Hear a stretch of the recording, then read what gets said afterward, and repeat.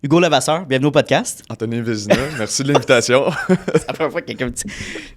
Ouais, je commence ça straight up de même. Mais oui, C'est content de te recevoir. J'explique toujours pourquoi on fait un épisode avec un invité. Donc, tout simplement, on s'est connus à travers LinkedIn.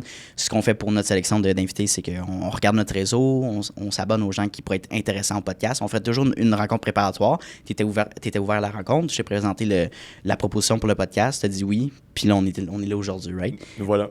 Nous voilà aussi. 2 semaines plus tard. 2 semaines plus tard. Tu sais, je trouve que c'est tellement un beau réseau d'affaires, LinkedIn aussi. Là, des fois, je reçois des commentaires, c'est tellement corny comme réseau. Les gens, ils se pètent la ballonne. Puis oui, en même temps. Mais je trouve que c'est comme un Facebook professionnel. Fait que de bien l'utiliser. Puis je fais une parenthèse parce que tu l'as bien utilisé aussi de ta part avec Mathieu Dagenet. Par exemple, on en a parlé tantôt. J'ai fait un podcast avec Mathieu, super sharp, 15 ans en opération. Puis là, il vient, ça fait 2 mois là, qu'il s'est lancé en affaires. Tu as fait une rencontre avec lui. C'est des collaborations qui sont nées à travers des petites discussions, un peu comme ça, inusité, banal, tu sais. Mais le crédit revient à Mathieu en plus là-dessus parce que c'est lui qui m'a spoté puis qui m'a écrit directement. C'est lui, ouais, c'est ça. C'est lui qui m'a écrit puis lui, je pense qu'il l'utilise parfaitement. Il t'a spoté à travers comment? Est-ce que tu avais posté du contenu? Est-ce que tu avais commenté un de ses posts? Je me rappelle même pas comment ça a commencé. Je pense que c'est moi, tu sais, je pose du contenu quand même régulièrement, puis je pense que on avait des connexions en commun. Il m'a vu à un moment donné, il interagissait avec mes publications, puis à un moment donné, on s'est juste écrit. Ouais. Puis, je veux dire, le fit était bon, là, tu sais. Je veux dire, bon meeting avec, c'était super le fun. Là, puis, à cette heure, c'est une connexion, puis il fait des indices, il veut me filer des clients, puis là, je sais ce qu'il fait aussi. Fait que, tu sais, c'est une belle place pour réseauter, mais oui, là, c'est vrai que, tu sais, dépendamment de ce que tu regardes, ça peut être cringe, là, tu sais, c'est en même temps. T'as-tu vu le meme, on va embarquer dans le podcast, mais ça reste, en tout cas, t'as-tu vu le meme qui disait, genre, what I learned about my marriage for B2B sales? C'est un affaire du genre. Ouais, non, je sais exactement de quoi tu parles. Ouais, c'est ça, c'est genre. Tu sais, la classique publication, là, j'ai été m'acheter un café latte à 14 $. Voici ce que j'ai appris sur les ventes en l'offre et la demande. Genre, ouais, c'est ça, l'offre et la demande de quoi de même. Tu sais, t'es comme, ça n'a pas de bon sens. En tout cas, c'est juste. Ça, c'est stretché, c'est du contenu pour du contenu. Là, c'est fucking drôle. Anyway, Hugo, first thing, la première partie de l'entrevue, évidemment, on parle de ton background, de ton expérience. Avant de te lancer justement en entrepreneuriat, parle-moi un petit peu plus de tes défis, de ce que tu as bâti, tes expériences aussi académiques. Là. Tu peux me toucher un peu à ça. Fait que je te laisse le plancher. Hein. Ouais, moi je te dirais, c'est quand même assez simple. Tu sais, comme je te disais, là, mon père il avait une compagnie de transport, puis moi j'ai pratiquement grandi là-dedans. Là. Fait que, tu sais, dès que j'étais jeune, là, c'était comme mes journées pédagogiques de tempête. J'ai passé à la compagnie de transport, j'étais dans le cours, je faisais toutes sortes d'affaires. Je pelletais, je mettais du sable dans le cours, je m'amusais dans les buts de neige, des trucs de même. Puis, en grandissant, je veux dire, ma job au secondaire, c'était de faire des livraisons sur la route. C'était dans le garage. J'ai fait beaucoup de mécanique. Fait que ça a comme été mon introduction un peu au travail. Là. On va dire, j'ai jamais eu de job traditionnel, mettons. On va dire, j'ai jamais travaillé dans un resto ou quelque chose de même. Fait que ça, je te dirais, c'est tout ce qui est jeune enfance. Puis après ça, tranquillement, pas vite, monter les échelons. C'est une entreprise familiale. Fait que j'ai été dans le bureau, j'ai fait de la répartition, j'ai été dans la division qui était transport, puis j'ai aussi été dans la division qui était internationale. Fait que moi, j'ai commencé mes études dans un autre domaine complètement. Là. C'était la mécanique du bâtiment. Puis c'était tout simplement parce que moi, j'étais comme, je vais faire mes propres affaires. C'est pas vrai, je m'en vais dans la compagnie. Je m'en vais pas dans la compagnie de transport. Moi, je vais faire mes propres trucs. Finalement, en travaillant dans la compagnie, je me suis comme rendu compte, j'aime quand même ça finalement. Puis c'est le fun, le monde sont cool ici. J'ai le goût de continuer. J'ai le goût de continuer là-dedans. J'ai le goût de reprendre cette entreprise-là éventuellement.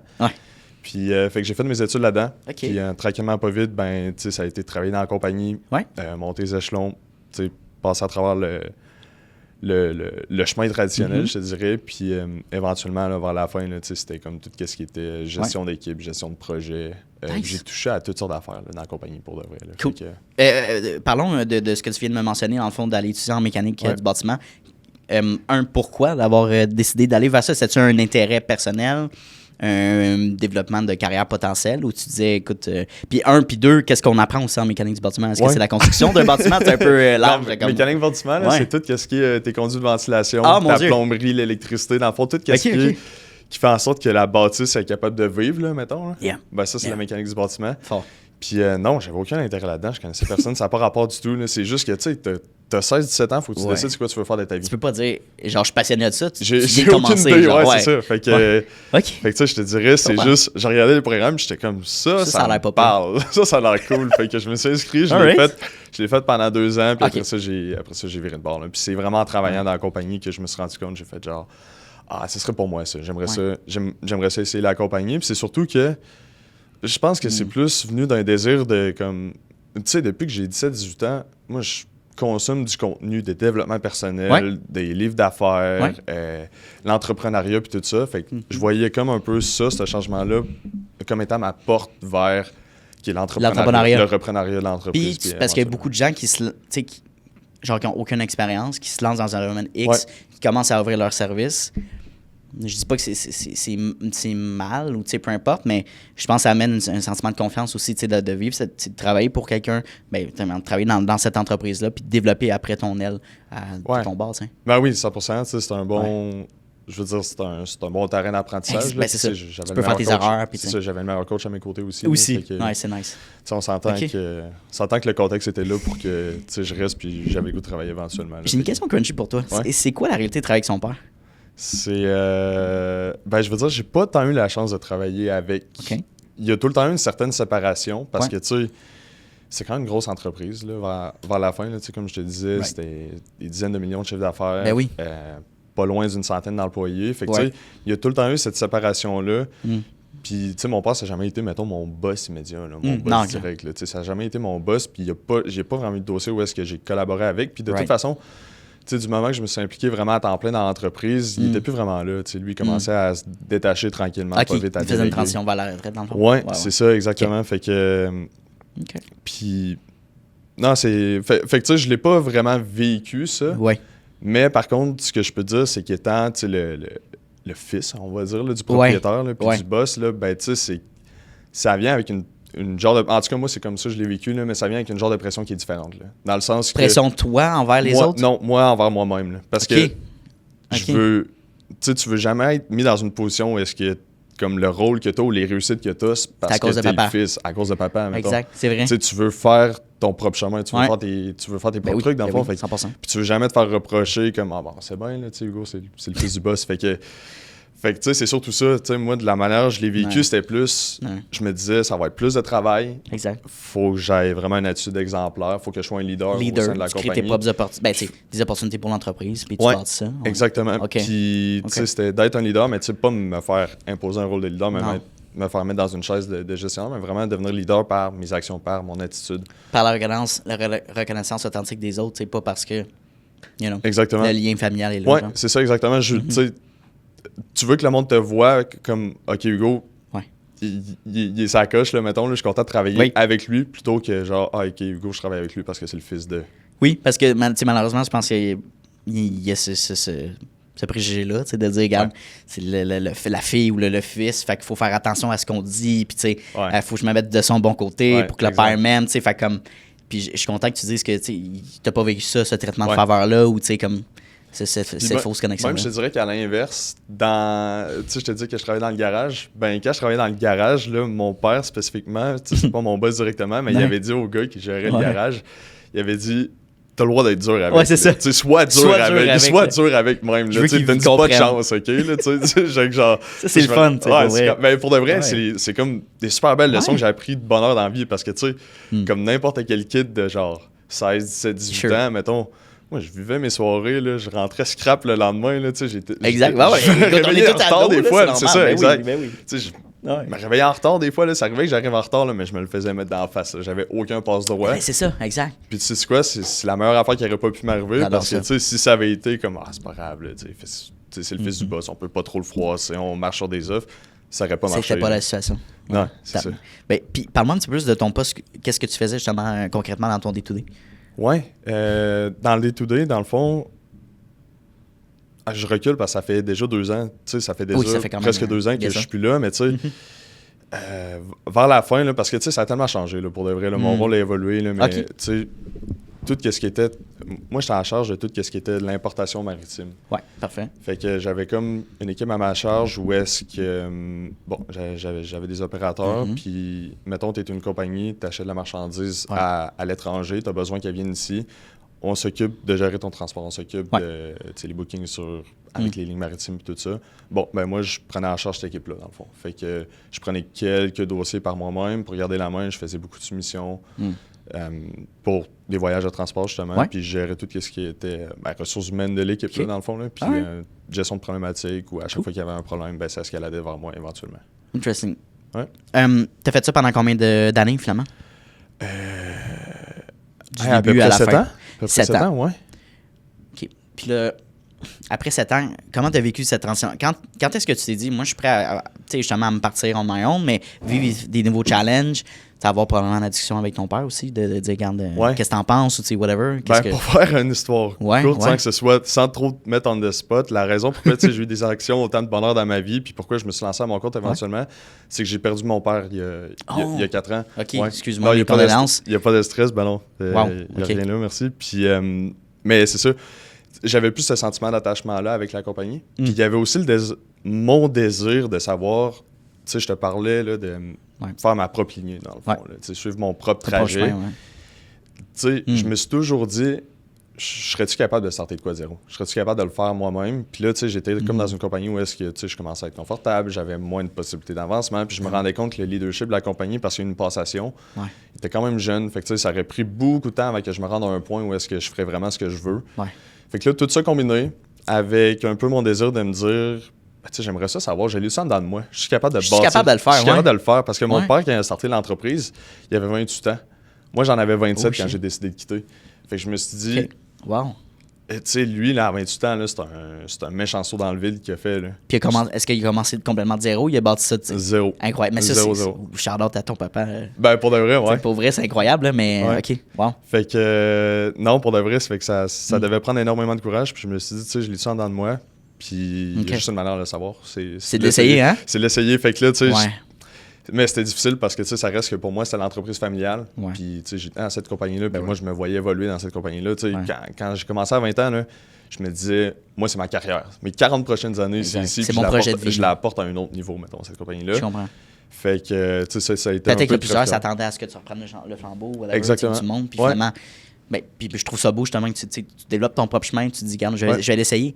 Parce qu'il y en a beaucoup qui se disent, ouais, mais là, je suis bien, j'ai un bon poste, whatever. Exactement. J'ai des bonnes conditions. Tu laisses tout ça derrière, les amis que tu t'es fait, toutes les connaissances, puis une place où est-ce que tu es bon, là. Je veux dire, quand ça fait longtemps que tu fais ça, à un moment donné, tu développes une certaine expertise, tu commences à connaître tes affaires pas mal.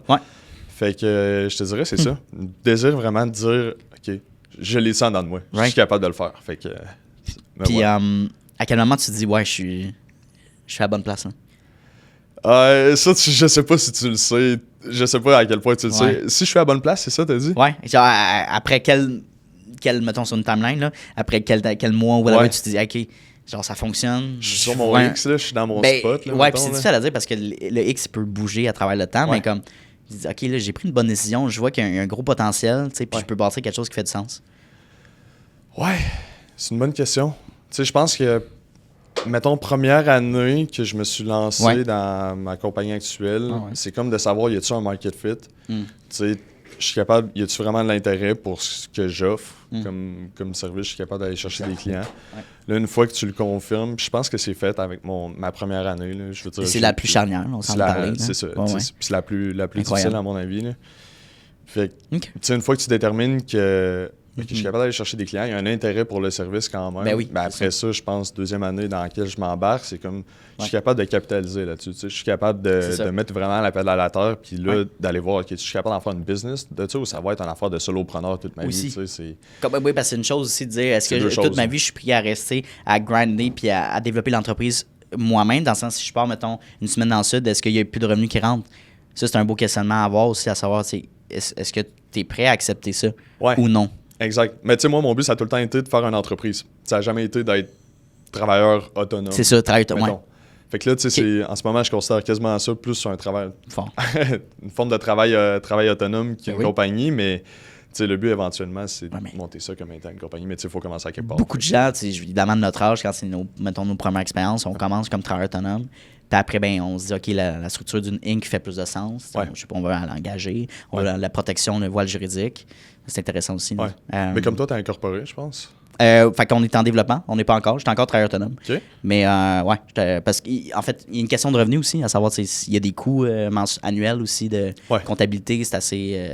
fait que il y a ça aussi. Mais des fois, ça dépend combien de tu vas faire des rencontres là, financières avec un financier, mais il dit, OK, mais ça dépend combien d'argent qui te reste au bout de l'année. Si, mettons, tu fais, je sais pas... Ouais, c'est une question de fiscalité plus que d'autres 200 000, choses mettons, début, par année. Mettons, tu fais 200 000 par année, mais il te reste 50, ben, tu sais. Je pense que c'est une règle de base, ce qu'on m'était dit, c'est au moins 150 000 de revenus, tu sais, de profit, finalement. Puis après, tu peux justifier justement là, d'aller s'incorporer pour sauver l'impôt, parce qu'après, tu te fais manger là, 50 non, quasiment. Là, fait que ça fait pas de sens. C'est un calcul d'impôt plus que d'autres choses au début. Là. Oui, c'est ça. La décision de s'incorporer. Puis encore une fois, il y a des gens qui vont dire, moi, je suis bien comme solopreneur, dans le sens, j'accepte le fait d'avoir un cap au niveau de ma clientèle ou un cap final, à moins que tu augmentes tes tarifs. Puis je vais rester solopreneur toute ma vie. Je suis bien à 150 000 par année. Exact. Puis j'ai mes dépenses, puis ça fait du sens. Puis il y en a d'autres qui vont dire, un peu comme toi, c'est de bâtir, puis moi aussi, là, c'est un peu ça, c'est de bâtir, d'avoir une croissance, puis de se délaisser un peu de ces tâches quotidiennes-là, de dire, quand je suis pas là, il y a quelqu'un qui prend ma place, il y a des gens, des key players, justement, qui puissent rouler le show en tant que tel. Fait que ça fait du sens. Si t'as le droit de tomber malade. Ben, si ton boss te le permet. Non, mais tu sais ça, puis de prendre un week-end, puis pas être stressé tout le temps à côté du téléphone, de dire qu'est-ce qui ça marche pas ou whatever. Fait que c'est une vision, mais les deux sont possibles. Puis, show du coq à l'âne, fait que dans le fond, comment tu as fait pour aller développer ta clientèle dès le début? Est-ce que, bien évidemment, tu avais beaucoup de connexions à l'interne? Est-ce que tu as pu capitaliser un peu là-dessus? Ou vraiment, tu as commencé à blanc? Là? Non, mais je dirais, tu sais, dans le travail que je faisais, là, mettons, j'avais. Mes clients restent un peu les mêmes. C'est juste que là, mes clients, mettons, tu sais, comme je te disais, là, je les aide à trouver des fournisseurs. Avant, j'arrivais plus tard dans la chaîne d'approvisionnement. J'arrivais au niveau du transport. Fait que là, tout est fait à ce moment-là. Okay. Fait que la clientèle reste un peu la même. Fait que j'avais déjà ce réseau de contacts-là, mettons, que je connaissais, des personnes à qui je pouvais écrire puis avec qui j'avais des bonnes relations. Mais autre que ça, là, j'avais... sinon, ça a vraiment commencé de ça. Je te dirais, les 3 à 4 premiers clients, c'était ça.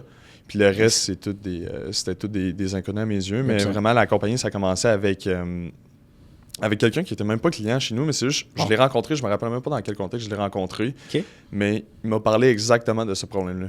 Il disait, tu sais, on aimerait ça, on le sait que ce qu'on achète, ça provient d'ailleurs, mais ça passe par les mains de 2, 3 compagnies différentes.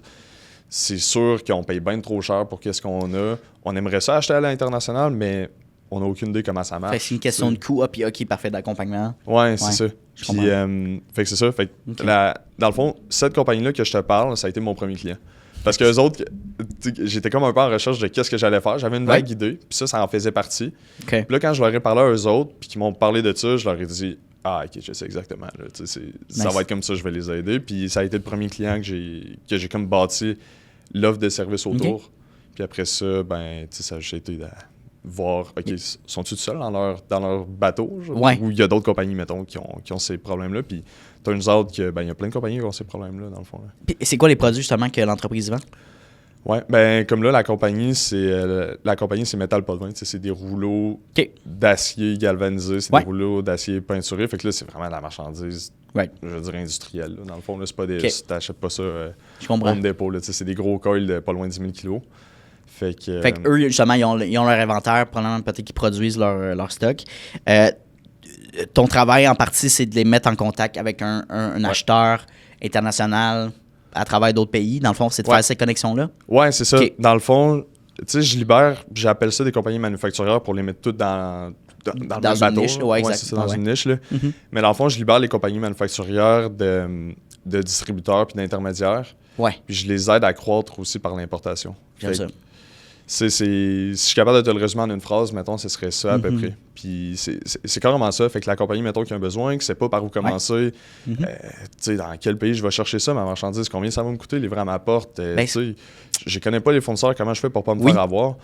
C'est tout ça que je viens répondre, dans le fond. Là. J'adore ça. Puis je trouve que le timing du podcast est excellent dans le sens qu'on s'en est parlé dans notre meeting. Puis tu sais, ce qui se passe économiquement avec les États-Unis, c'est difficile parce que depuis le temps quasiment, Canada et les États-Unis, Canada, nos principaux acheteurs de nos produits, c'est des Américains. 100%. Fait que là, avec les tarifs, si on prend l'aluminium, par exemple, ben, c'est difficile de diversifier, mettons. Fait qu'après, oui, c'est l'objectif, c'est d'aller voir est-ce qu'il y a d'autres acheteurs potentiels ailleurs qu'au US pour diversifier nos sources de revenus. Fait que je trouve que ton approche est extrêmement valuable. Là.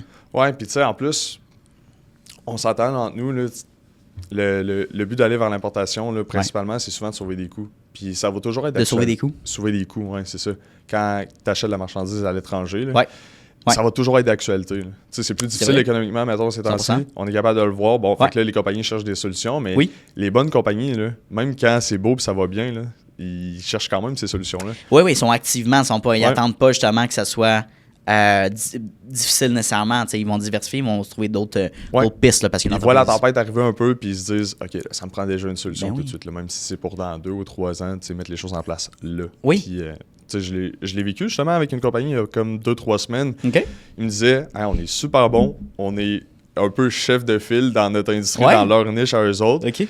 Mais ils disaient on va arriver les autres, eux autres qui en arrachent, puis ils essayent de couper les coûts. On le voit dans les soumissions. On veut pas se faire prendre là-dedans. On sait que ça peut être plus tough dans 2 ou 3 ans, fait qu'on le fait là. On se prend d'avance. Fait que, puis je pense que ça fait la différence entre des entreprises qui vont être soutenables à travers le temps, qui vont réussir à passer à travers les when the shit hits the fan, là, quand les difficultés du marché. J'allais dire l'expression, puis tu me l'as pas dit. Tu vois, non, mais c'est vrai, puis on dirait qu'on l'entend de plus en plus dans les dernières années. Puis je la comprends, dans le sens, une entreprise qui est capable de devancer ces situations-là, va être beaucoup plus soutenable à travers les années, évidemment, va avoir plus de succès, va pouvoir croître. Puis je fais souvent le parallèle en marketing, dans le sens, il y a quelques années, maintenant c'est différent, là, mais il y a quelques années, le marketing, c'était vu comme un bonus, un truc le fun à avoir. Si tu as de l'argent de plus à dépenser, là, on va faire une petite campagne publicitaire, on va créer du contenu, whatever. Puis aujourd'hui, si t'en fais pas, ton compétiteur va en faire et va prendre des parts de marché. Voilà. Fait que, parce que l'attention est rendue là. T'sais. LinkedIn a sorti les Reels puis ils mettent ça de l'avant de plus en plus. Puis tous les réseaux sociaux, évidemment, mettent l'emphase sur ce genre de contenu-là vidéo. Fait que, après, tu te dis, fait que ça, c'est juste un parallèle avec le marketing. Fait que dès que tu investis dans des choses que les autres ne font pas puis que tu lâches pas, c'est la constance. Ben, tu te feras pas dévorer. Fait que c'est d'innover, de changer ses manières de fonctionner. Puis tu sais, quand shit hit the fan, de toute façon, il est trop tard. Là. Ben, c'est ça. Souvent, là, on va se le dire. Il est trop tard. C'était hier, il fallait que tu fasses le pas là. C'est pas en crisis. Mais beaucoup d'entreprises à un certain niveau qui sont matures, peut-être que le propriétaire est rendu à un certain âge, puis ils disent moi, je veux juste cash in. Fait que là, d'avoir des propositions d'innovation, de réinvestir, c'est plus dans son calendrier de projection. Mais quand même, il faut mettre l'emphase là-dessus parce que. Il y avait une autre discussion l'autre fois avec ça, c'est disons que tu es prêt à revendre l'entreprise. Un acheteur potentiel va vouloir une entreprise qui est bien structurée, qui comprend bien ses chiffres, qui est diversifiée, versus qui veut juste cash in. Fait que... Ah non, c'est clair. Tu veux pas... tu veux pas ramasser le projet pas fini ou qui a été délaissé, qui n'a pas eu d'investissement depuis les 10 dernières années. Là. Ben oui. C'est un peu... c'est un peu comme dans l'immobilier parce que je m'intéresse, je veux dire, j'ai un bloc avec mon ami. Puis, très cool, on va parler tu de le vois, là, quand c'est quelqu'un, mettons, qui a l'immeuble pour des revenus de location, il va mettre le strict minimum d'argent dans son bloc. Il va juste faire les petites réparations, il ne va pas acheter des matériaux de bonne qualité.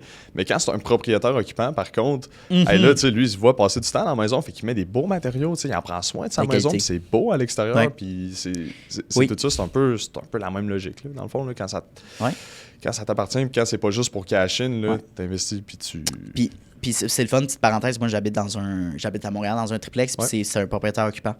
Puis exactement ça, puis le traitement que tu as, la connexion que tu as, c'est franc, puis il y a des réparations qui sont faites qui font du sens, c'est pas juste du Jeepette, puis il t'augmente, puis il y a plus ce côté humain-là. Puis encore une fois, tu as tellement des propriétaires justement qui vont acheter des plex, là, plusieurs appartements qui vont laisser ça pourrir, qu'il n'y a aucun entretien, il y a des réparations à faire, mais ils le font pas, puis ils le revendent. Puis je pense que ça fait de l'argent, là, dans le fond. Mais pour certaines personnes, c'est un investissement, là, dans le fond. Là. Exact. Ça fait du sens. Je comprends le modèle d'affaires, mais moi, mettons, en tant qu'investisseur, je voudrais acheter un bloc ou des investissements.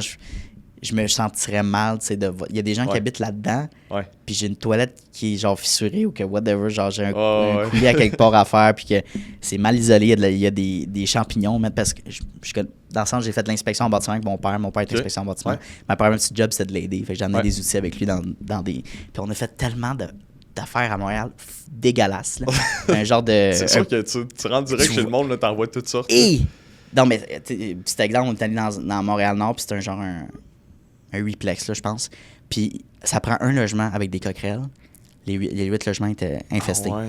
Oh non. Puis tu sais, c'est des gens qui habitent à 5-6 personnes c'est pas nécessairement propre. Ouais. Je prends un exemple par ça, mais tu sais, juste pour faire comprendre comment il y a des gens qui vivent dans des réalités comme ça, puis le propriétaire, il est pas là, mais tu sais, il voit pas ce qui se passe, il fait pas de réparation, mais pas d'argent, il injecte pas. Ouais. C'est deux mentalités.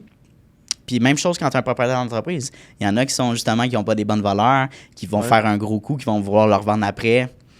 Ça dépend de ce que tu veux faire, mais comme si tu veux, moi, si tu me demandes la question, moi, je veux bâtir une réputation, je veux bâtir une notoriété. Ouais. Quand je vais me relancer, je veux pas me dire, OK, c'est lui qui coupe les coins ronds, qui a fait son argent puis qui s'en fout. En tout cas, c'est une question d'ambition, je pense. Ouais, puis, tu sais, c'est une question de. Tu sais, je veux dire, je pense que tu bâtis de quoi qui te ressemble là, aussi au bout de la ligne. Je suis sûr que ta compagnie, les relations que tu as avec les personnes avec qui tu travailles, tu sais, c'est tout à ton image. Là. Tu veux-tu vraiment bâtir une compagnie où est-ce que tes employés sont pas bien traités? Exact. Ils sont pas bien payés. Tu sais, c'est comme moi, tu sais, c'est ça. Tu sais, c'est comme tu veux prendre soin de ton monde. Ben oui. C'est un peu le même, je le vois en tout cas. Là. C'est poche parce que les gens, tu sais, puis on dévie vers un autre sujet, mais c'est intéressant. Il y a tellement d'employés puis de salariés qui aiment pas leur job parce que leur patron, c'est des trous de cul. Ouais. Tu sais, puis comme. Puis c'est poche parce qu'on voit les boss comme des trous de cul, ils font bien la passe de cash. Mais le patron, là, il fait peut-être pas nécessairement beaucoup d'argent comme tu penses. Là, c'est ça, exactement. Peut-être que tu es plus riche même dans ton compte que le patron. Fait que, tu sais, il y a ça aussi à prendre en compte. Puis l'entrepreneur, c'est pas glamour comme on le pense. Ah non, c'est 100% pas rose. C'est ça, c'est pas rose. Oui, c'est le fun, on a la liberté, puis on choisit notre horaire, mais il y a tellement d'autres choses en amont qui sont pas calculables, c'est des variables qui sont oh my god, je savais pas là. Ouais. C'est fou. Ouais, c'est ça. Je pense que en tout cas, je sais pas pour toi là, mais tu sais pour moi là, je me rends compte que peut-être que si j'avais su tout ce que je sais en ce moment, ça aurait encore plus tough faire le saut. Dans le fond, je l'aurais peut-être pas fait parce que, tu sais, quand tu te lances, je suis sûr que c'est la meilleure affaire pour toi, mais tu le sais que ça va être tough. Tu sais, t'es pas niaiseux non plus. Là, tu sais que ça va être tough, tu sais que ça risque d'être long, tu sais que tu risques de pas faire d'argent au début. Ouais. Mais toi, t'es tout le temps plus tough. Toi, t'es tout le temps plus long que tu penses quand même, malgré ça. Là. En tout cas, moi, c'est mon expérience à la date. Tu sais, j'étais comme, je me lance là-dedans. Si je fais pas une seule la première année, c'est pas grave. Okay? Je vais l'avoir essayé, je vais être fier de moi, je vais avoir appris toutes sortes d'affaires. Oui. Mais finalement, tu te rends compte que c'est bien plus tough que je pensais, ça demande bien plus de temps que je pensais. C'est parce que tu as beau dire, tu as une mission long terme, tu te dis je veux bâtir quelque chose, l'argent c'est pas important. À un moment donné, on veut tous faire de l'argent puis se gâter, puis bâtir des choses, puis être riche en tant que tel. Mais c'est ça, à un moment donné, il faut bâtir. Puis la preuve, c'est est-ce que tu es capable de sortir de l'argent et tout ça. Mais c'est difficile. Puis, tu sais, j'avais reçu une question récemment dans un podcast et la personne me disait, tu sais, est-ce que ça t'est déjà arrivé dans ton parcours de dire comme, genre, je suis quasiment prêt à aller me chercher, aller postuler pour aller me chercher un emploi parce que ça marche pas, tu sais. Puis, honnêtement, ma réponse était à plusieurs reprises dans mon parcours jusqu'à temps que ça soit soutenable. Puis, tu sais, que je vois que je serais pas capable, je pèterais aux frettes, je pense. Ça marcherait pas. Fait que, ma seule issue, c'est l'entrepreneuriat parce que je vais être à 100% en contrôle de mes finances. Puis ça vient avec son lot d'incertitudes. Ben oui. Est-ce que tu es prêt à vivre ce chamboulement-là? Ben, it's up for you. Puis c'est pas tout le monde qui devrait être salarié, c'est pas tout le monde qui devrait être entrepreneur. Non. That's fine aussi. Il y a clairement des pour et contre. Il y en a, tu sais, en tout cas, à mon avis, il n'y en a pas un qui est mieux que l'autre. Oui. Dans le sens que c'est des pour et des contre. Là. Exact. Ça dépend vraiment de la personne. Mm-hmm. Je veux dire, comme toi, c'est pas tout le monde qui est fait pour ça. Tu sais, des fois. C'est ça, faut que tu aies les reins solides, là, dans le fond. Il faut que tu sois capable de passer à travers l'adversité parce que sinon, tu n'y arriveras pas. Là. Exact. Si je te pose une question plus générale, qu'est-ce que tu te lèves le matin, tu te couches le soir, whatever, qu'est-ce qui te fait lever le matin, à savoir ta petite flamme initiale, tu te dis, j'ai goût d'attaquer ma journée, tu sais. J'ai hâte à faire ce que j'ai à faire. C'est une bonne question. Elle n'était pas scriptée, cette question-là. Tu me surprends. C'est pas vrai. Ouais, c'est une bonne question. C'est quoi, tu sais, ton genre, hey, j'ai goût de grind, puis tu sais, je sais pas, d'aller faire de la vente, tu sais, de créer des connexions, de scaler ça. C'est quoi le petit. Ben, moi, c'est. Le petit juice. Je pense, tu m'as posé la question, puis ce que j'ai pensé initialement, c'est tout le temps, tu sais, c'est la vision long terme. C'est de bâtir quelque chose, puis c'est de savoir que. Tu sais, à chaque journée là, que tu te lèves, puis tu travailles, là, puis t'as tout donné pendant la journée, mettons, là, ben. Ouais. Tu sais, peu importe ce qui arrive, j'ai comme l'impression que je vais l'avoir essayé, je vais avoir tout donné au moins. Je pourrais pas dire que je l'ai pas essayé. Puis je vais être fier de moi no matter what. Puis fait que c'est vraiment de bâtir quelque chose, tu sais, parce que l'entreprise, je veux dire, je peux pas y donner juste 2 jours par semaine, mettons. Puis je peux pas... tu sais, oui, il y a des journées où est-ce que as un mode de vie d'entrepreneur, là, où est-ce que tu es capable d'avoir certains temps libres, mais ouais, je pense qu'à chaque matin, c'est de me dire, OK, là, je fais quoi aujourd'hui pour pousser l'entreprise un petit peu, pour que je regarde à la fin de l'année, puis j'ai fait un grand pas, là.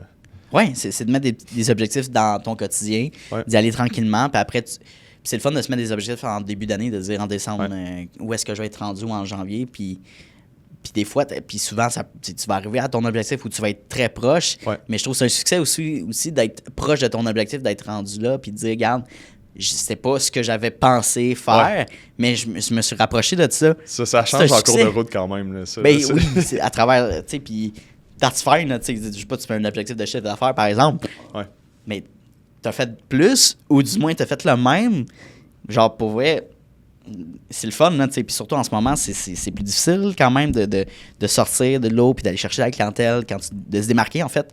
Donc, tu sais, on voit tellement tout le temps le négatif de dire mais regarde ton parcours, qu'est-ce que tu as fait, qu'est-ce que tu as bâti, puis sois fier de ce que tu as accompli essentiellement. Ouais. Tu sais, un jeune qui écoute, qui veut se partir en affaires, c'est ça, tu sais. Ouais. On va revenir justement à ton domaine d'activité. Quand mettons, je suis une entreprise manufacturière, je vais aller développer des voies internationales. Qu'est-ce qu'il faut que je prenne en compte? C'est une question large, là, mais niveau légal, niveau packaging, niveau livraison, niveau connexion avec des contrats. Qu'est-ce qui rentre? On dirait que c'est lourd comme processus, j'ai l'impression. Ouais. Comment fonctionne tout ça? Ah, ben, t'as la même impression qu'il y a bien du monde, puis c'est pas si lourd que ça? C'est pas si pire que ça. OK. Pour de vrai, c'est moins pire qu'on peut penser. Ben, je veux dire, moi, je suis surtout dans l'achat de marchandises, dans le fond, l'achat de matériel. Fait que je dirais que c'est à vérifier, c'est surtout... C'est tout le temps aller chercher des données à base. Là. Moi, c'est comme ça que je l'approche avec des clients. Là. C'est allons chercher des données, là, combien ça va te coûter exactement. Puis après ça, on est capable de peser les pour et les contre. Parce que, tu sais, ce que tu dois considérer quand tu achètes à l'extérieur, c'est que, bon, OK, c'est beau, tu as des économies à faire, possiblement, mais combien tu vas en sauver, il faut aller l'évaluer. Puis après ça, tu as tout ce qui est, ben, ça va être plus difficile sur ton cash flow parce que, tu sais, nécessairement, tu avances l'argent de pain, plus de bonheur dans le processus. Ça demande des paiements d'avance. Tu n'as pas des termes de paiement comme tu aurais avec des compagnies d'ici. Ça prend du temps avant de recevoir ta marchandise. Es-tu capable d'attendre 4 mois dans ton modèle d'affaires avant de recevoir la marchandise? Ou le pilote le paiement aussi. C'est des longues périodes. On parle de combien du 3, 4, 6 mois de paiement ou c'est plus rapide quand même? Ben, tu sais, mettons, les paiements, la manière ça marche, c'est que les usines vont te demander, mettons, un 30% de cash down pour commencer une production. OK, ouais. Puis là, ça prend, mettons, 2 mois avec que ta marchandise soit faite. Puis la balance doit être payée à la fin du 2 mois. Le 70% restant. Mais là, après 2 mois, tu sais, c'est juste ta commande qui est faite. Là. Ton stock n'est pas parti encore. Là. Fait que là, le temps que ça parte, puis ça arrive ici, tu as un autre 2 mois au moins. Là. Fait que tu sais, t'avances, tu payes ta marchandise, puis peut-être 4 mois plus tard, tu reçois ta marchandise à peu près. Fait que là, tu sais, déjà là, tu vois le stress que ça a sur un cash flow. Ben oui. Puis t'as ça, puis après ça, c'est tout ce qui est modalité à l'importation. Tu sais, souvent, les compagnies avec qui on travaille, ils savent comment ça marche. Ils sont habitués d'exporter de la marchandise. Fait que ça, c'est pas trop stressant, puis c'est vraiment moins complexe qu'on peut penser. Mais là, c'est tout ce qui est modalité à l'importation, droits et taxes, combien ça va coûter. La tarification, s'il y en a, on s'entend. Exact. Puis, c'est de rester à l'affût des changements aussi, parce que ça veut pas dire que ce que tu achètes aujourd'hui à ce prix-là, ça va être la même chose le mois prochain. Tu sais, il arrive des changements, des fois, une surtaxe qui se fait rajouter. Fait que là, ton matériel, du jour au lendemain, coûte 25% de plus. Ou comme, mettons, là, ce que je travaille pas mal là, ces temps-ci dans l'aluminium, là, bon, j'ai des clients qui, eux autres, vendaient aux États-Unis. Puis là, du jour au lendemain, aux États-Unis, ça coûte 50% de plus l'aluminium qui provient de la Chine, mettons. Ben oui. Tu fais quoi? Tu fais quoi? Tu absorbes le coût, c'est pas viable. Le client veut pas l'avoir. Tu le charges, mais le client il veut pas payer pour ça. Ouais, c'est ça, il veut pas payer pour ça. Fait que ça, c'est. Fait que c'est quoi, dans le fond, la solution à ça? La solution, c'est d'être diversifié. C'est ça, d'aller ailleurs. C'est d'être diversifié. C'est comme tes investissements, là. C'est comme des stocks, ça, tu sais. T'as raison. C'est exactement la raison. Tu mets tes œufs dans un même panier. Tu mets jamais tes œufs dans le même panier. Fait que là, quand tu as différentes origines ou tu as un fournisseur ici au Québec, tu as un fournisseur ailleurs, ben là, tu es capable de t'organiser et d'être flexible, mettons. Puis continuer à répondre à demande, quitte à manger un peu de profit. Mais au moins, tu es capable de maintenir tes prix avec tes clients, continuer à répondre à la demande. Probablement que ça t'est déjà arrivé ou ça peut arriver, mais j'ai l'impression que des fois, tu dis le fournisseur a l'air honnête, une belle entreprise, une belle structure. Finalement, il ne respecte pas les modalités, que ce soit du côté acheteur ou vendeur. Qu'est-ce qu'on fait par rapport à ça? C'est quand même des grosses commandes, c'est beaucoup d'argent qui est inclus. T'sais. Les recours, en tout cas, c'est parce que tu restes quand même entre ces deux personnes-là. En tout cas, c'est quoi ce genre de discussion-là quand ça arrive? Ouais, je te dirais, malheureusement, j'ai pas de catastrophe. Parce qu'à mon avis, tu peux le faire en amont, ce travail-là. Tu sais, En recherche, puis en... OK. Ouais, tu peux le vêter le fournisseur avant même de commencer à travailler avec. Make sense. Puis, tu sais, toutes sortes de manières de le faire, là, je veux dire, par réputation, par référence client. Tu sais, moi, souvent, ce que je cherche, là, la meilleure chose que je peux faire pour déterminer si un fournisseur fait du sens ou pas, c'est que je lui demande des références des clients ici. Comme si on employait finalement quelqu'un. Ouais, exactement. Intéressant. Okay. Exactement. Fait que là, je contacte ces compagnies-là, je leur parle un peu du fournisseur, puis là, ils me disent, hey, tu sais, ça m'est arrivé là, à plusieurs reprises, là, des compagnies avec qui je travaille qui me disent, hey, moi, là, ça fait 8 ans que je travaille avec eux autres, là, j'ai aucun problème, la qualité est tout le temps là. Incroyable. Ça livre tout le temps à temps. Ben là, je sais que j'ai un bon fournisseur. Je continue quand même avec mes autres vérifications. Tu sais, je m'en vais vérifier des registres d'entreprise, je fais des enquêtes de crédit, j'envoie des third parties, fait que tu sais, des tierces parties qui s'en vont inspecter l'usine là-bas sur place ou qui vont même inspecter une commande sur place. Wow. Parce que ça se fait, ça coûte pas cher. Fait que, tu sais, c'est comme quelqu'un, disons, un point en Chine, un point de connexion là-bas qui peut... OK, ça va... C'est fort, là, quand même. Là. OK? Ouais, ben, tu sais, c'est le genre d'affaire que... tu le sais pas que ça existe. Ça coûte tellement moins cher que tu pourrais penser là, en plus. Pour comme 200-300 $, tu es capable d'avoir quelqu'un qui se déplace sur place, qui te fournit un rapport complet, qui prend des mesures de ta marchandise, qui est capable de dire s'il y a des défauts, si ça respecte les normes que tu as fournies. Puis là, après ça, il te fournit le rapport. Puis tu sais, pour une commande qui te coûte 100 000 US, ben pour moi, c'est un no-brainer, le 300 $ que tu dépenses là-dedans. Là. Fait que moi, je te dirais, tu sais, tu le couvres en amont, tout ça. Fait qu'heureusement, les vérifications à date, ça a bien été. J'ai pas eu de catastrophe. Mais tu sais, on n'est jamais à l'abri de ça. Là. Je pourrais t'en reparler si ça m'arrive, mais on se croise les doigts qu'on se rende pas là. Non, mais c'est super intéressant. Puis je me demande aussi, une entreprise canadienne, par exemple, qui fait affaire avec une entreprise chinoise, est-ce que la manière de faire affaire est différente? Dans le sens, est-ce que les questions, les modalités, évidemment, dépendent de l'entreprise, mais comme, tu sais, je sais pas, comment travailler avec une autre entreprise, c'est ailleurs, culturellement, il doit y avoir des ajustements à faire. Évidemment, la langue, comme il y a ça, mais... Ben, je te dirais, mon expérience, là, c'est qu'ils sont tellement habitués à vendre en Amérique du Nord. Ils s'adaptent. C'est plus eux autres qui s'adaptent à nous que l'inverse. Puis tu sais, eux autres, ils ont tellement faim pour des ventes de toute façon. Tu sais, mettons, tu travailles avec la Chine, là, tu travailles avec un fournisseur en Chine. Là. Hey, si tu n'as pas répondu à son courriel le lendemain, là, tu peux être sûr que tu vas te faire relancer 2 puis 3 fois. 100%. Là, puis tu t'en sauveras pas. Là. Juste à temps qu'il y ait une réponse. Là. Ça, c'est vrai, man. Mais c'est ça. Eux autres s'adaptent vraiment à notre réalité. À notre réalité. Plus que d'autres choses. Puis je le vois dans d'autres pays aussi, là, surtout des fournisseurs qui sont focus sur l'export. Oui. Tu sais, c'est ça. Ils n'ont pas le choix, dans le fond. Là. Eux autres, ils ont tout avantage à exploser le marché de l'Europe, de l'Amérique du Nord. Mettons, c'est super payant pour eux autres. Fait qu'ils s'adaptent. Exact. Puis pour revenir au point qu'on parlait tantôt, pour avoir une économie forte par le canadienne, de diversifier justement ces différents fournisseurs, puis travailler avec différents pays, de créer ces liens-là, je trouve que c'est essentiel. Je pense qu'on s'est assis sur nos lauriers beaucoup trop longtemps. Oui. Puis tu sais, en plus, tu sais, mettons l'importation, puis ce que tu parles un peu, de diversifier, puis avoir une économie forte canadienne, là, ben, c'est plate, mais ça passe un peu par l'importation aussi. Tu sais, c'est une économie qui est mondiale, puis malheureusement, si toi, tu le fais pas, il y a une compagnie qui va le faire ailleurs. Il y a une compagnie qui est en compétition avec toi qui le fait. Puis c'est ça qu'on vivait avec des compagnies, tu sais, qui étaient super attachées à leur identité québécoise. Puis nous, on est producteurs québécois. On est local, puis on travaille québécois. Oui, mais ça reste que tu es une compagnie québécoise qui crée de la valeur ici. Même si tu achètes ton matériel ailleurs, tu engages du monde ici, tu contribues à ta région, tu contribues à ton économie. Puis non seulement ça, tu sais, si tu le fais pas, tu vas te faire couper l'herbe sur le pied par une compagnie des États-Unis qui, elle, l'a fait de toute façon. Tu vas le perdre, là, ton avantage d'être québécois et d'avoir ton image québécoise. Fait que... Puis j'ai entendu une expression la semaine passée, là, quelqu'un avec qui je parlais, il dit...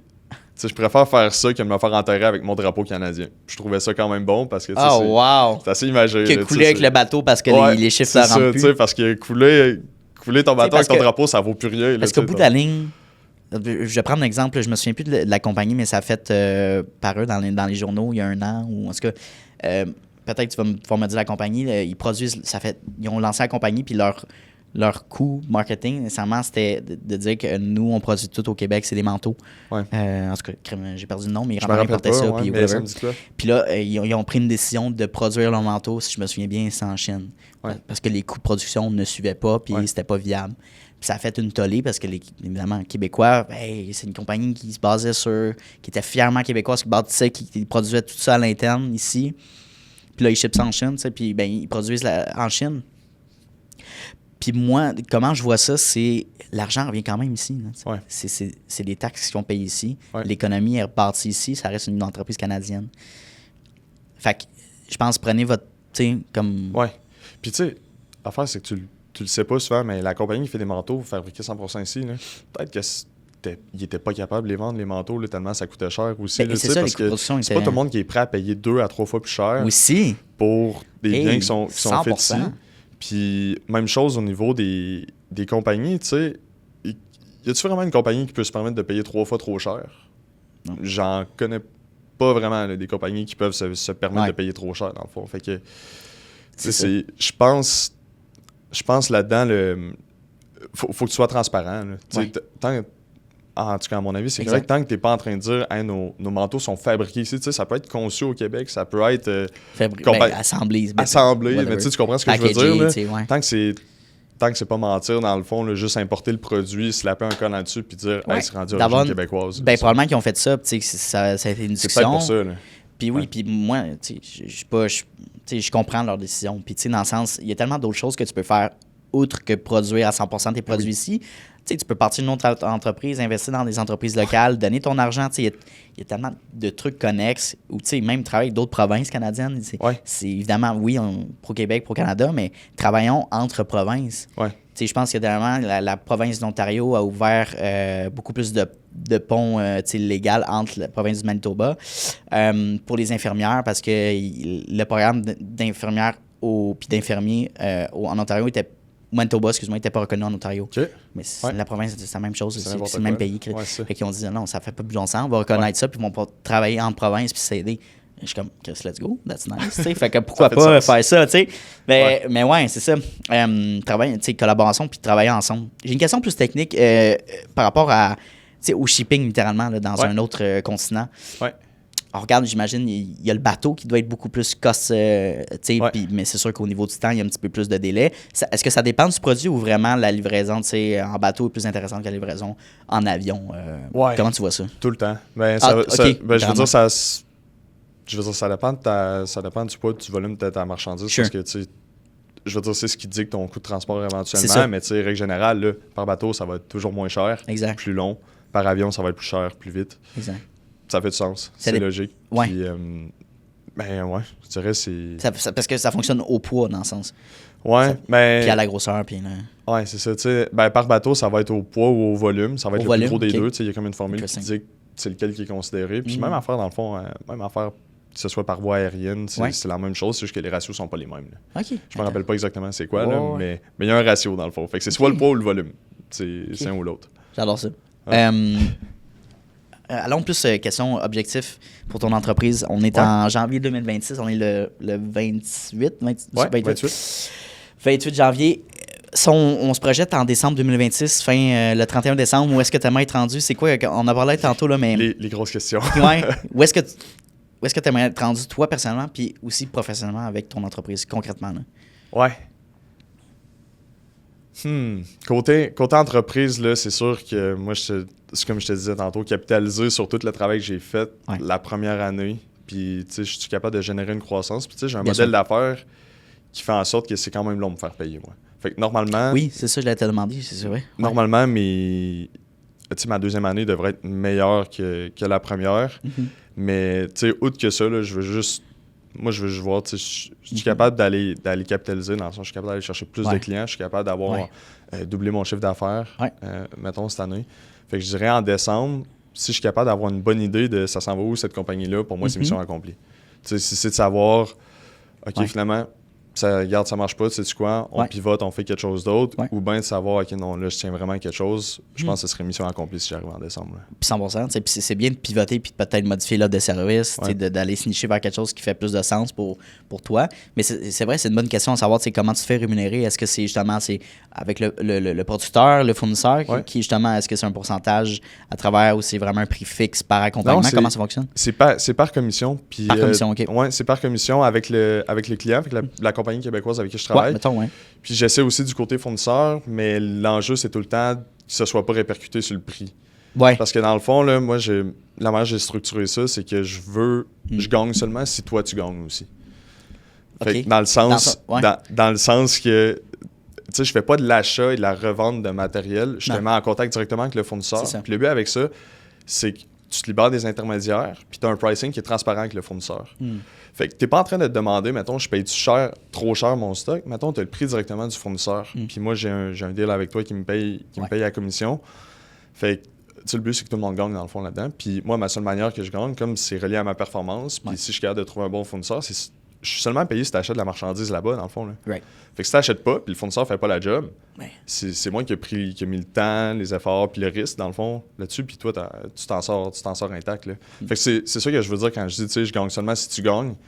C'est vraiment ça, dans le fond. Là. Si tu achètes, tu fais des économies, moi, je suis rémunéré. As-tu pensé, ou peut-être que tu le fais déjà, mais de faire des collaborations avec, mettons, du fournisseur en Chine ou puis de l'acheteur, de dire, écoute, versus, mettons, à la compagnie québécoise, j'ai une sélection de 5 entreprises. Puis, OK, ben parfait, tu choisis, puis toi, peut-être tu as comme une quote de connexion, genre, de dire que pas une quote, mais genre un pourcentage justement de référencement. Ouais, mais c'est exactement ça. Dans le fond, tu sais, mettons, j'ai le côté fournisseur, j'ai le côté client. Fait que le client me paye. Normalement, c'est seulement sur les 2 premières années que je fais affaire avec, parce que mon but, c'est que après 2 ans, tu es libéré, là, puis c'est ta relation. Tu développes ta propre relation avec le fournisseur, puis tu peux. Tu sais, mon but, c'est de trouver une compagnie avec qui tu travailles pour les 15 à 20 prochaines années. Puis du côté fournisseur, ben, tu sais, oui, là, mon but, c'est que, OK, maintenant que je sais que j'ai un bon fournisseur, je te file le plus de clients possible. Dans le fond, là, j'essaie de te trouver de la clientèle, puis en retour, ben, tu me rémunères. J'ai une commission là-dessus. C'est pour ça que je vois un peu des deux côtés. Tu vois des deux, c'est ça, tu as deux tentacules, là, je le vois un peu de même. C'est vraiment, non, c'est pertinent à 100%. Fait que, écoute, c'est sûr que 2 ans, c'est encore une fois, tu sais, même dans 5 ans, il y a tellement de changements qui peuvent être faits. Puis, petite parenthèse, au cégep, on avait un cours, c'était plan d'affaires, bâtir son plan d'affaires. Puis, je suis d'accord, un plan d'affaires, mais dans ta première année, quand c'est ta première business, big, en 2 mois, ta clientèle peut changer. Ton service, ton produit peut changer. C'est le Wild West. Là. Inutile. Il n'y a aucune règle. Non, c'est ça. Il n'y a pas de plan. Là. Qui change. Puis, mais si tu prends un exemple, une start-up, entreprise technologique qui a besoin d'aller chercher du financement à court terme ou long terme, ça fait du sens. Mais monsieur, madame, tout le monde, pour vrai, passez pas du temps à 45 pages à écrire un plan d'affaires. Mais non. Puis, lancez-vous, faites vos tests. Faut juste que tu commences à quelque part, là, dans le fond, puis t'ajustes en cours de route. Là. C'est un peu ça, là, dans le fond, parce que le plan d'affaires, je vais dire comme toi, tu sais, entre la première année où est-ce que tu as commencé, puis là, tu sais, ça a tellement changé. On est ailleurs, là, si je me compare, il y a 3 ans, mettons. Non, c'est ça. Le plan d'affaires, t'aurais pu le prendre, puis après 2 mois, tu le jettes par la fenêtre. Là, ça ne sert absolument à rien. Là. Exact. Souvent, les gens, ils se rassurent en bâtissant un plan d'affaires. C'était pas de nécessité d'aller chercher du financement. Ben, c'est sûr que c'est sécurisant parce que tu te fais une idée puis tu te dis j'ai juste à exécuter après ça le plan. Mais en tout cas, tu sais, je veux dire, ça peut avoir une utilité quand tu commences. Faut juste pas que tu paralyses. Ouais, c'est ça. C'est ça. Faut que tu sois flexible, là, dans le fond. Ben oui, puis même, tu peux juste faire un business model canvas qui est un one-pager. Là, ça te donne, OK, au moins ta vision, mais en réalité, si tu fais ton test, des essais-erreurs, tu perds de l'argent, tu gagnes de l'argent, c'est un peu, c'est ça. Ben, tu sais, comme moi, j'avais comme une belle idée de mon service aurait l'air de quoi. J'avais tout élaboré ça. C'était en plein d'étapes différentes. Je me disais, je vais le présenter de telle manière. Je m'étais préparé des slides, des decks, des affaires de même. Je me suis servi de rien de ça. Parce que j'ai commencé. Tu commences. Straight up. Tu commences à travailler avec tes premiers clients, puis là, tu te rends compte, OK, est-ce que j'avais pas pensé à ça. C'est ça. J'avais pas pensé à ça. C'est un bon point que tu me soulèves, là, tu sais. Puis finalement, tu finis par changer ton fusil d'épaule. Là, tu trouves des solutions, t'adaptes un peu, puis là, tu te rends compte, OK, ça marche juste pas de toute façon, ça. Fait qu'on ditch ça, puis on focus sur qu'est-ce qui marche. Là. Puis malheureusement, les meilleurs entrepreneurs devraient être ceux qui sont un petit peu plus analytiques, intellectuels, mais souvent, ce qui arrive, c'est qu'ils tombent dans la paralyse par analyse. J'ai tellement eu de collègues au cégep, puis étudiants, puis à l'université, qui avait des idées incroyables, qui voulait faire des connexions, qui voulait faire, tu sais, mais il attendait. Il n'y avait pas de date butoir de lancement. Puis c'était tout le temps dans l'idée, la conception. Ouais, c'est ça. Parce que, dude, va parler aux gens, man. Propose son idée. Teste. Ouais. Ah ouais, mais c'est pas parfait. T'as-tu ce problème-là en commençant? Excuse-moi? T'as-tu eu ce problème-là en commençant? Non, moi j'ai toujours été... T'as tout le temps été, je l'essaie, je commence, je fais de quoi, puis on verra. Écoute, moi, c'est ma deuxième entreprise. Ma première business, c'était de l'impression d'articles promo. Ouais. J'ai aucun background en imprimerie. Là. Tu t'es juste dit, je pense que je suis capable de faire ça. Pour vrai, je vais l'essayer. L'idée initiale, c'était plus créatif, c'était de partir d'une marque de vêtements. Un peu classique chez les ados. Là, puis je dis, hey. Parce que tu te dis, ça va être cool. C'est sexy comme business. Puis mes designs, je vendais pas. De vêtements. C'était fucking nice, mais mes trucs étaient laids. Là. Non, mais c'est. Je dis, mais là. C'est parce qu'il y en a. Tu sais, tout le monde faisait ça pendant un bout. C'était genre 2017, 2018. Fait que, c'est ça. Et fait que là, j'étais comme. À son pic de la création de vêtements, là, mettons. Là, j'étais comme. En tout cas, fait que c'était un beau rêve. Puis là, je dis, garde, j'ai acheté la machinerie. Je faisais ça dans le salon de mes parents. Puis finalement, j'ai switché de modèle d'affaires de dire, je vais approcher d'autres marques de vêtements québécoises qui ont besoin de produire, puis d'autres entreprises. Puis ça a fonctionné quand même, tu sais. Puis après, j'ai switché vers le marketing qui me passionnait plus, vers une entreprise qui fait du sens, qui est le podcast. Puis là, c'est incroyable, tu sais, mais j'ai dû tester. Puis si j'étais tombé dans l'analyse, dans le testing, dans le développement, puis non, moi, ça marchait pas. Oui, je vivais du syndrome de l'imposteur, du stress, de l'inquiétude, puis c'est normal, tu sais, n'importe qui, probablement que tu l'as vécu, même avec ton background de 7 ans, puis, on le vit pareil dans n'importe quel endeavor qu'on lance, là. Fait que c'est normal, mais tu sais, encore une fois, c'est du 25-35 ans qui nous écoutent, là, fait que essayez-le, tu sais, c'est correct d'avoir un planning général, mais ce qui est le plus valuable, c'est les essais-erreurs, vous allez faire c'est de commencer à quelque sur part. Le terrain.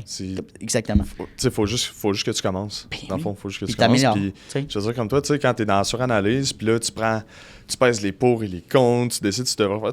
Les comptes vont toujours être trop pesants, là, en plus. Tu vas tout le temps trouver une raison pourquoi ça ne marchera pas, pourquoi tu ne devrais pas lancer, pourquoi tu devrais le faire dans 2 mois, mettons, et pas demain. Puis ce que je vois de plus en plus, c'est des gens, en plus, dans la vingtaine, puis qui font pas de move parce qu'ils disent « Ah, c'est une perte de temps. Ah, moi, perdre de l'argent, ça sert à rien. » Si tu l'essaies, tu le sais pas, là. Puis même si tu perds de l'argent, tu as acquis des connaissances et même tu as acquis des relations que peut-être en ce moment, c'est pas un client, mais dans le futur, c'est peut-être un collaborateur potentiel. 100%. Tu perds jamais à rien à faire quelque chose. Non, c'est ça. Puis juste la learning curve, tu sais, surtout au début, là-dedans, est tellement à pic, là. Ça n'a pas de bon sens. C'est juste, tu sais, t'es pas en même place que t'étais il y a 2-3 ans quand t'as commencé ça. Non, c'est ça, 100%. C'est de l'acquis, là. C'est quelque chose qui va coller avec toi. Je veux dire, t'as 26, j'en ai 28. Exact. Tu sais, ça va nous suivre toute notre carrière, là, ça. Là. Je veux dire, on a encore plusieurs dizaines d'années en avant de nous. Là. Fait que c'est pour ça que je me lançais un peu là-dedans, moi, aussi au début, puis je me disais, mettons, je fais pas une scène là, cette année. C'est même pas grave, là, tu sais, c'est comme... Parce qu'on était assez jeunes pour dire, garde. je vais bounce back, je vais revenir, tu sais, je vais me trouver une job, là, c'est correct, là, puis mais juste, cet acquis-là, tu sais, il n'y a pas de prix, là, non. Ça, là. C'est super. My God, j'avais une bonne question. En tout cas, je vais te poser. Elle avait l'air vraiment bonne. Ouais, elle s'en allait. J'étais comme big. Prochain Mark Cuban. Là. Non, prochaine question que je vais te poser. Évidemment, c'est les 2 dernières questions du podcast. Ta vision de succès. On en parlait tantôt off-screen. Comment tu vois ton propre succès? Souvent, on peut associer, ou la société associe le succès à tes biens matériels, les acquis, whatever. Comment tu vois ça? C'est quoi le succès pour toi? Ouais. Pour moi... Quand j'ai réfléchi là, quand tu m'as envoyé la question, là, on dirait qu'automatiquement, j'étais comme... Tu sais, pour moi, le succès, c'est d'avoir développé les outils, là, de savoir que je vais pouvoir bounce back puis faire ce que je veux. Tu sais, pour moi, c'est la résilience, c'est le travail que je mets à chaque jour. Tu sais, je sais même pas comment le quantifier pour de vrai. Je suis pas capable de mettre un chiffre ou quoi que ce soit dessus. C'est pas tangible non plus, tu sais. C'est carrément ça. C'est de la résilience, puis c'est tous les outils que je suis capable d'acquérir. Oui, puis c'est ça. C'est quand t'es jeune, c'est correct. Puis, my God, je pense que je me suis rappelé de la dernière question, mais en tout cas. Puis ça fait... mais vas-y, attends. Non. OK. Ben, c'est ça, OK. Yes, sir. J'ai interviewé beaucoup de gens dans... des professionnels, mettons, 40, 50 ans, même en haut de 30 ans, tu sais, puis qui disaient... qu'est-ce que je me dirais, mettons, puis c'est la prochaine question, qu'est-ce que je dirais à une version de moi-même de plus jeune, tu sais, puis souvent, il disait, commence plus tôt. Même si t'es pas sûr, commence plus tôt. Puis personnellement, je suis content d'avoir fait l'essai de me lancer plus tôt. Quand même tôt, parce après, tu te dis, oh merde, j'ai manqué, par peur de froisser certaines personnes, par peur de les autres, qu'est-ce qu'ils vont me voir si je fail? Ah, mais Qu'est-ce que ma blonde, mes parents... Ouais, vas-y. À cette question-là, t'es en train de la dire. J'étais en train de la poser, qu'est-ce que tu dis? Non, mais t'es en train de la dire. Dans le fond, la réponse, c'est... OK. Tu sais, parce qu'une des questions, c'était justement, tu sais, qu'est-ce que tu dirais à une version de toi qui est plus jeune, dans le fond, là, où commencer tôt, c'est bon, mais tu sais, pourquoi tu commences pas plus tôt? C'est exactement ce que tu disais, à mon avis. Puis c'est ce que je dirais aussi à mon moi de 18 ans. C'est comme... On s'en fout de ce que les autres pensent de toi. Là. 100%. Tu sais, commence, là, parce que je pense que la plupart du temps, tu t'empêches de faire quelque chose, comme tu dis. Pourquoi? Parce que ta famille va te juger, tu sais, tes amis vont te juger, tu veux pas poster parce que, des inconnus vont te trouver cringe. Ouais, c'est ça, exact. Ben, tu sais, exactement ça, tu m'as comme enlevé les mots de la bouche parce que, tu sais, je pense que la raison pour laquelle tu commences pas plus tôt, c'est parce qu'au début, t'as pas de jugement des autres. Puis là, à un moment donné, tu te rends compte que finalement, c'est pas si mal que ça, puis le monde s'en fout un peu. Là. Pour vrai, là, je me rappelle le moment que j'ai annoncé à ma mère que j'allais... Parce que moi, je travaillais au McDo, ma première job, c'est ça. Pendant 8 mois, genre, puis j'ai quitté ma job, tu sais, puis j'ai dit, garde... puis j'habitais chez mon père, là, puis je disais à ma mère, garde, puis à mes parents, j'arrête, puis j'essaie quelque chose de nouveau, puis... Mais... Puis il me disait, mais c'est insensé, parce que... Il dit...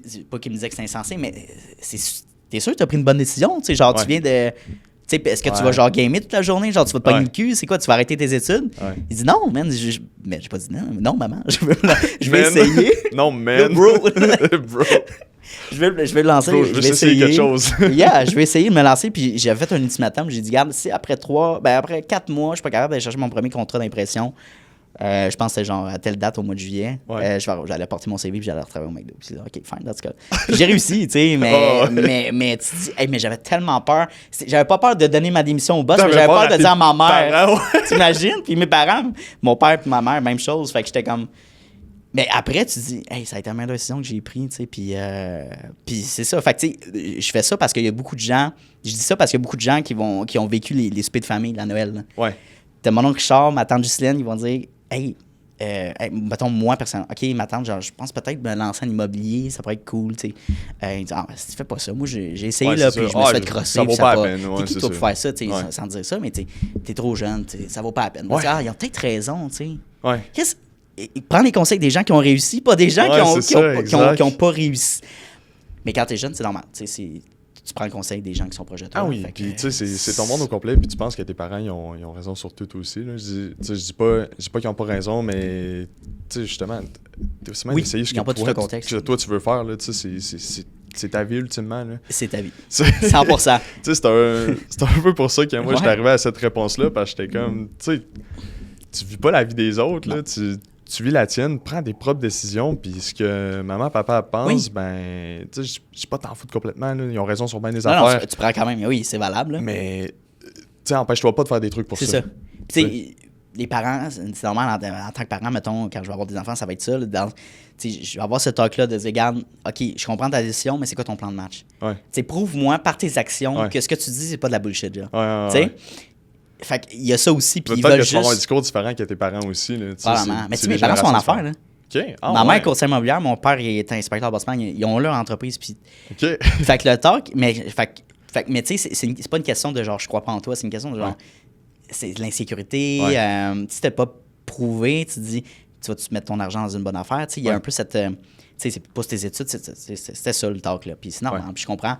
Mais d'avoir une ouverture de dire, regarde, je comprends, tu sais, comme tu as un projet, mais explique-moi ton plan de match, comment tu veux voir ça, comment tu veux tester. Tiens-moi au courant de genre, qu'est-ce que tu as fait, mettons, dans cette semaine, genre, tes avancements, puis après, prouve-moi que tu es capable de faire ça. Puis après, ben, écoute, je vais pouvoir t'aider dans mon temps, whatever, ton argent si tu as besoin. Moi, je le vois plus de même, tu sais, mais les parents, c'est ça, c'est juste une question de genre, on veut protéger l'enfant, tu sais, puis on veut l'amener vers une décision qui fait du sens, mais après, toi, tu es un humain, tu prends tes propres décisions, puis tu te lances. Un jeune qui nous écoute, une jeune, ben, just do it, guys. C'est un peu ça, là. C'est basic comme conseil, mais c'est là. Ouais, puis en plus, c'est insécurisant de prendre ces décisions-là parce que c'est de l'inconnu. Tu es comme habitué de te faire dicter un peu ce que tu fais. Là, tu vas à l'école, c'est clair ce que tu dois faire. Quand tu travailles, tu as des tâches qui sont quand même assez claires, mais ça, tu te lances dans le vide. C'est toi qui prends des décisions. C'est toi qui prends des propres décisions, puis tu arrives du jour au lendemain, puis... il n'y a personne pour te dire quoi faire. T'es devant une page blanche, puis t'es comme... Ben, c'est ça. OK, on fait quoi aujourd'hui? Ben, c'est Par ça. où je commence? Parce que tu peux te dire, t'as pas besoin de travailler, tu sais. Y a pas de boss qui me dit, je peux écouter Netflix. Mais en réalité, l'argent rentre pas. Fait que, non, c'est ça. Tu sais, faut que tu te mettes tes propres barèmes, mais je pense que c'est le meilleur conseil. Tout le monde devrait essayer au moins une expérience entrepreneuriale quand une personne est jeune ou whatever, à n'importe quel âge, parce que tu vas pouvoir savoir si c'est fait pour toi ou pas.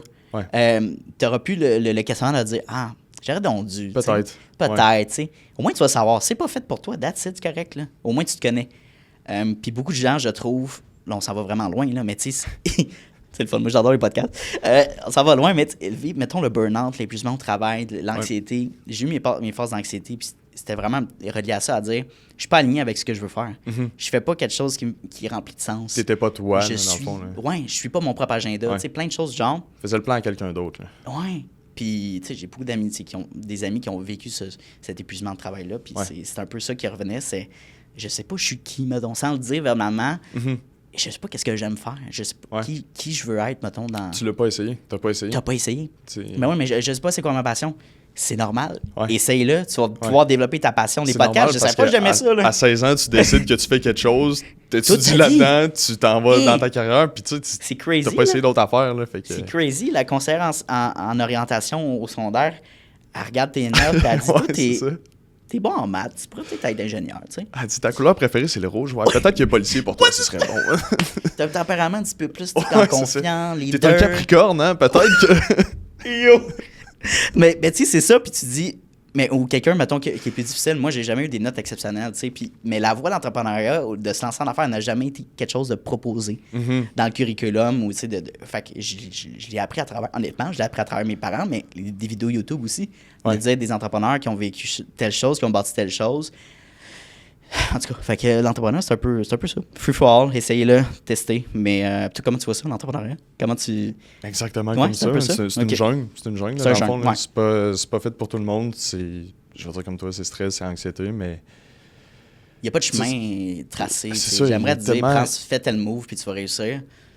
Non, exactement. C'est de l'essayer. C'est de l'essayer, puis ce que j'aime bien, là, j'ai vu ça pas mal en ligne, là, c'est que tant que tu n'arrêtes pas, tu peux pas vraiment perdre. Tant que tu n'abandonnes pas. Tant que tu n'abandonnes pas, dans le sens que vraiment... si tu mets les efforts à chaque jour, puis tu continues à développer toi-même comme personne, éventuellement, ça a comme pas le choix de fonctionner. Puis tu sais, à chaque fois que j'ai eu des mois moins bons, ça tombait que le mois prochain, j'explosais. Parce que peut-être que je faisais des bonnes décisions, mais la vie est bien faite. Tu mets out there plus de moves, tu fais plus de connexions, tu mais plus d'énergie, ça revient un peu directement. Puis c'est difficile quand tu es quelqu'un d'analytique ou qui regarde beaucoup. Des fois, faut que tu fasses confiance en tes décisions. Puis, ça t'est-tu arrivé souvent de te dire, hey, je mets tout ça là, chaque tout ça là, fuck it, là, puis là, finalement, tu te dis, regarde un mois de plus, là, puis là, finalement, t'as comme ton breakthrough, là, t'as genre de quoi? T'as un client qui l'aime, puis là, ça t'en donne 2 mois de plus. Je vais te donner un bon exemple. Ma première année, avant que je signe le contrat que je te parlais tantôt, puis c'était pendant la pandémie, puis tu sais, en tout cas, mettons, des gens qui postulaient avaient plus le gros bout du bâton pour un bon salaire. Là, il y avait une personne qui m'avait approché pour un poste en marketing, puis j'étais allé faire l'entrevue d'embauche.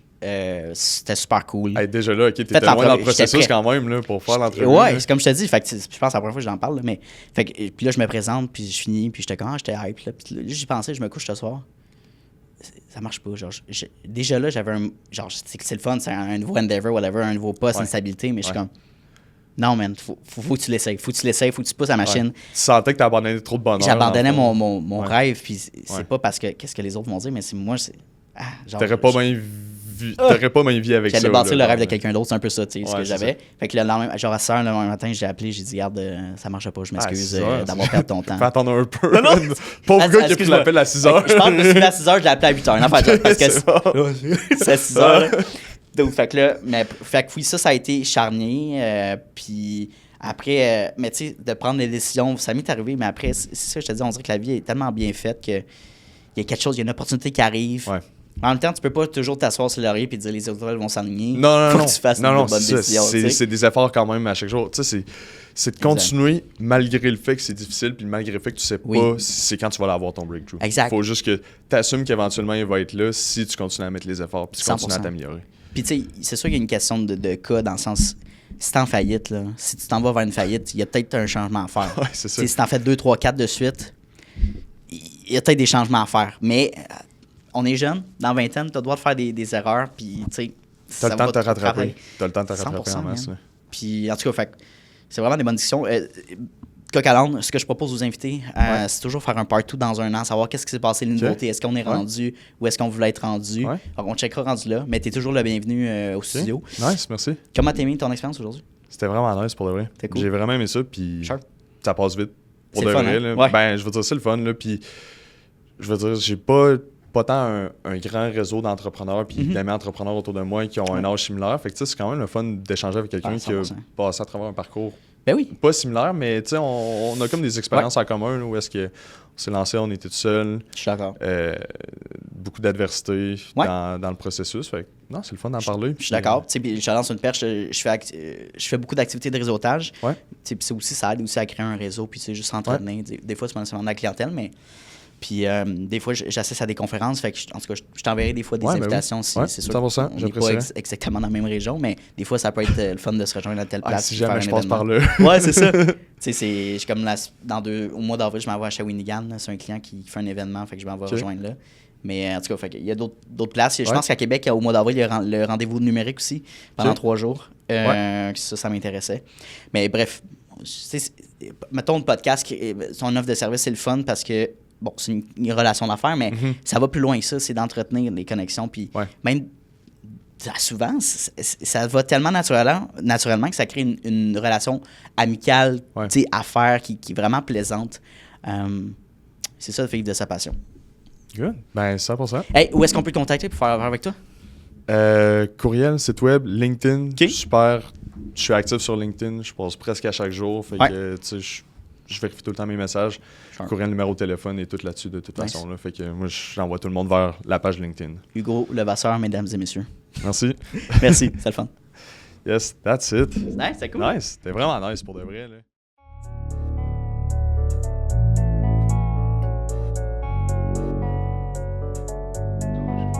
You don't always get to choose in this life, win and lose in this life, but I'ma prove in this life we can move in this life.